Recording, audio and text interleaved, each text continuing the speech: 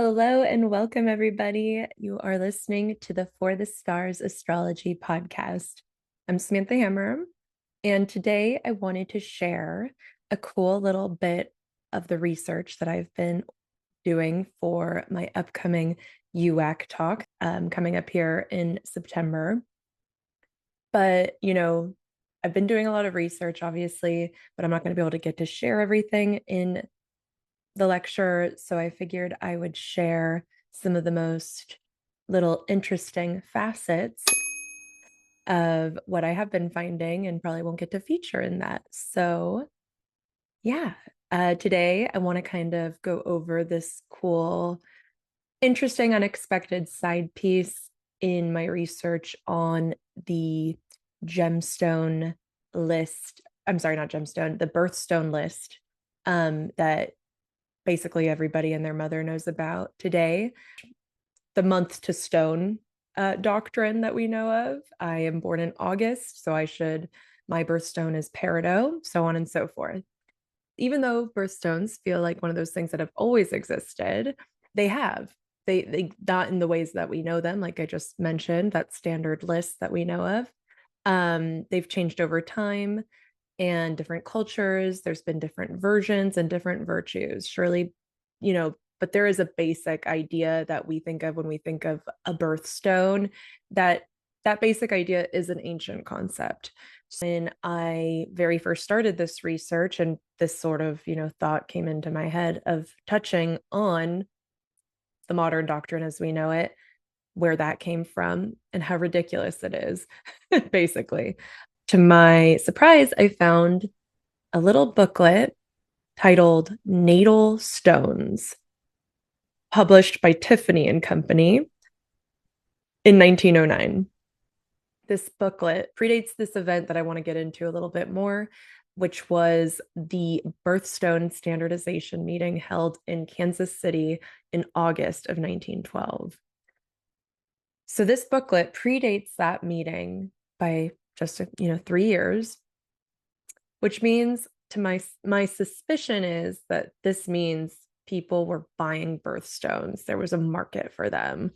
Maybe they were talking about it, and maybe jewelers were already selling birthstones in their shops, and um, you know this idea that the consumer was possibly already in place, and they wanted to streamline it is a really interesting bend to this entire bit of research. So yeah, who knows? Maybe natal stones created interest for the standardization list or vice versa. I'm not sure. But when I opened up this little booklet, you guys, I was not expecting the literal the information looks like a standard grimoire that you would see. Like, it looks like something you would see, kind of referencing the Pikatrix or something. Like it has that vibe to it. And I was just not expecting, I was expecting the little neat birthstone system that we know and can find at Macy's, but this system, the systems that were gone into great detail about were, birthstones for your zodiac sign, guardian angels, talismanic traditions, religious symbolism, the lore of other cultures, and historic, eras and stuff. And that's just where the story got really interesting to me, because this was all Tiffany and Co. And Tiffany and Co. at that time was the president was the gemologist Kunz. George Frederick Kunz. I was going to say George Kunz. Anyway, so, this is all written by him, this little booklet of natal stones. And so, super cool. Clearly knows his history, but he's like the president of Tiffany and Co. And he's putting out and he's like behind a standardization meeting. Fast forward to 1912.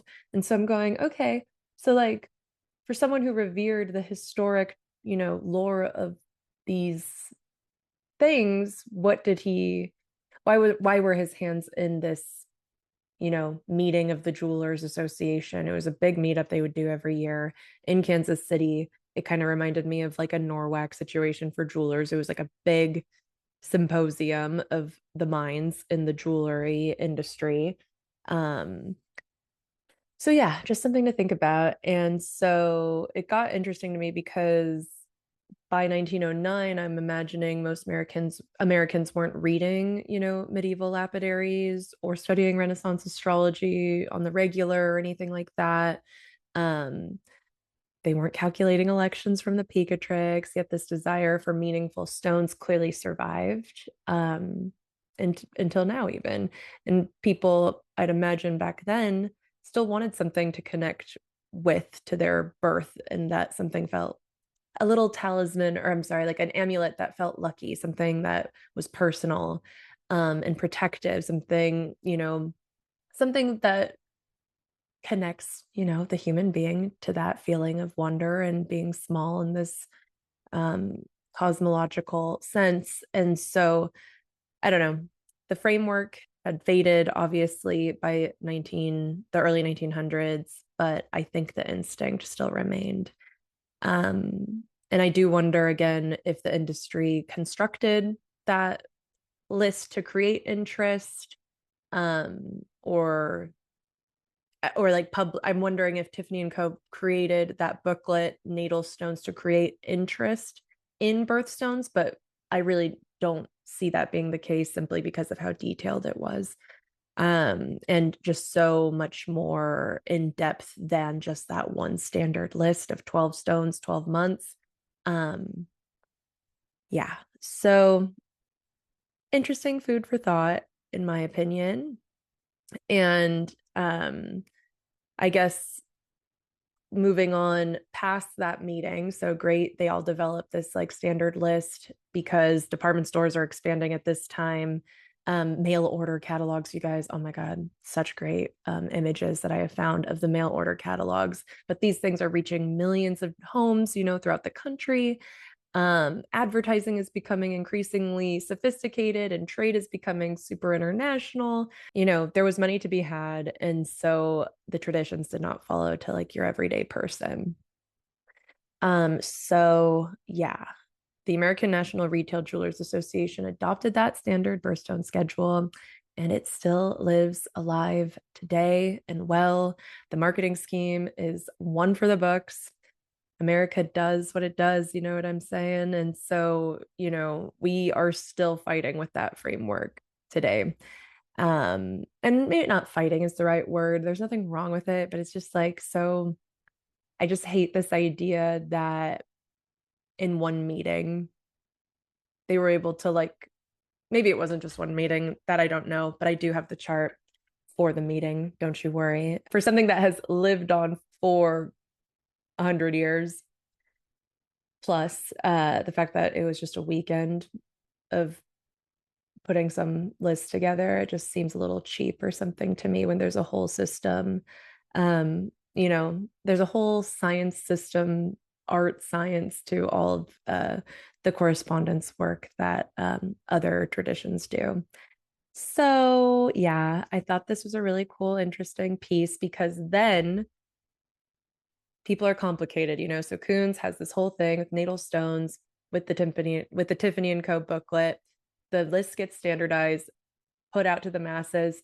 But then literally the following year in 1913, he publishes a big old Bible of a book called The Curious Lore of Precious Stones, being a description of their sentiments and folklore, superstitions, symbolism, mysticism, use in medicine, protection, prevention, religion, and divination, crystal gazing, birthstones, lucky stones, and talismans, astral, zodiacal, and planetary by George Frederick Kunz. What are we talking about? So this guy knows what's up. Do you know what I mean? I mean, when I saw that title, when I saw the full title, because I've heard The Curious Lore of Gemstones, it sounds like pretty vanilla. He has all these ways of giving examples to the way the precious stones were used. and he preserved a glimpse into that larger landscape for us in 1913 in America. It's really interesting. You don't see a lot of stuff like that. So I am appreciative of his work, even though I think he had a lot of complex demons, to say the least. JP Morgan is thanked in the intro of this book. After this point in time, I've come to learn that people are complicated. No one is perfect, but a friend of gemstones and their historic lore is a friend of mine, to say the least. I guess what I wanted to do this video was because it was, kind of surprising to me. So I feel like it'll be surprising to other people. But there was intention, I think, tried to be put into the doctrine of the modern birthstone, that is just so blah. But when he released this book, he went public and stated that he felt like it was a real shame that, I think he knew people at this point.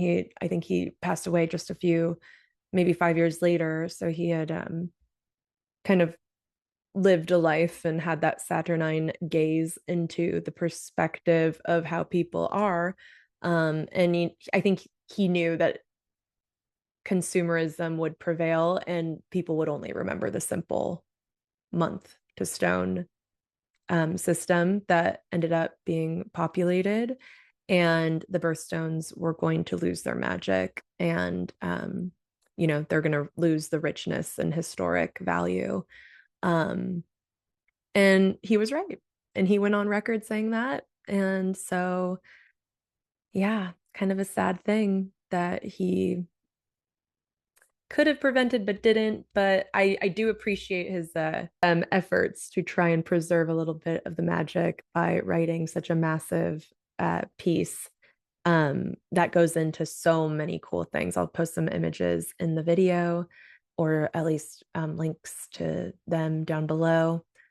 So yeah, like I said, JP Morgan is thanked in the intro of this, huge later in life work that he did, which just kind of goes to show how, connected he really was and where the money was at. And so I still do not doubt that there was